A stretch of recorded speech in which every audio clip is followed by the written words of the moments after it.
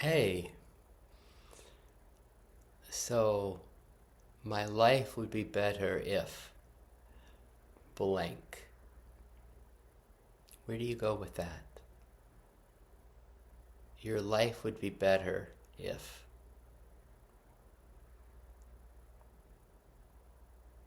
What fills in that blank?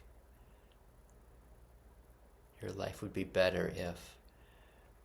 Do you hear some different voices, different parts that have perspectives on that? Oh, my life would be better if, hey, I had $10 million.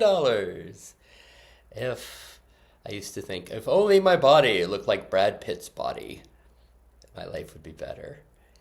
If my hair stopped receding, it disappeared. Where's my hair? It'd be better. If I had more friends, my life would be better.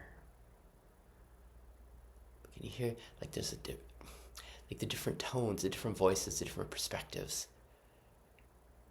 If my system was healed, if I knew ever-present self all the time and it was in the foreground, my life would be better.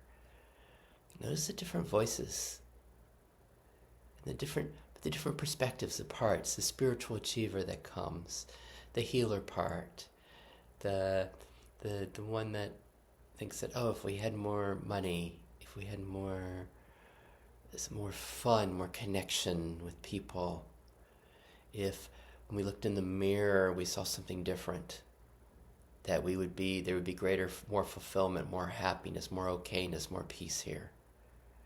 My life would be better if.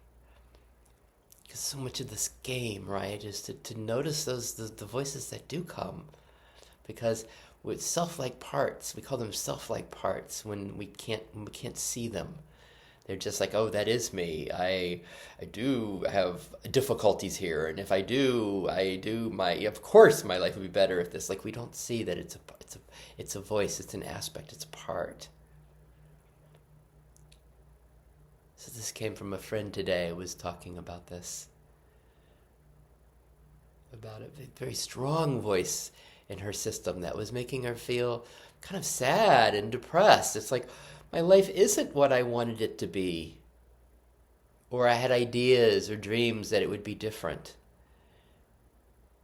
And as she had that voice, that part of her that still held that ideal of, no, this would be better if she was a ballerina, if she was wealthy, if she had this house, if she had this.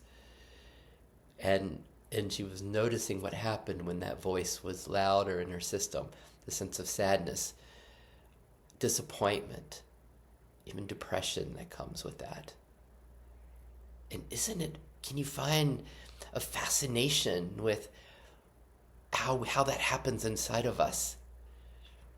Right? Because as we get to know more and more this guy that's always here, the sense of an IFS, that these qualities of self, they don't come and go. They're what we call our very nature. That's what we call it, self. It can't be aggrandized or diminished. It's just always here. And then it becomes fascinating to see what it is that in us that can obscure it, can distract us from this. And then it becomes fascinating, these aspects, these voices of us. My life would be better if blank. And just to notice all of that. First we notice, and then we like, oh, is there understanding that this is here, and for why, and is there compassion? And can I see the innocence of these voices that appear that just want to help? It's like, yeah, we'd be better. We could have any car we wanted. If we had $10 million, we could. It's just the parts that believe, these aspects of us believe that happiness could be that way, could be from that fulfillment. It's just like, of course we can relate to that. We can see it and we can welcome it. And instead of being this inner tension inside of these different things, oh, I need to do this. Oh, I'm not doing that. It's like, oh, it's like the inner tension of our inner symphony, our inner theater. It gets to all be welcomed, and that's why I love that Rumi, the help of Rumi with the Rumi's guest house. This human life is like a guest house. Every morning, a new arrival, a joy, a depression, a meanness. Welcome and entertain them all.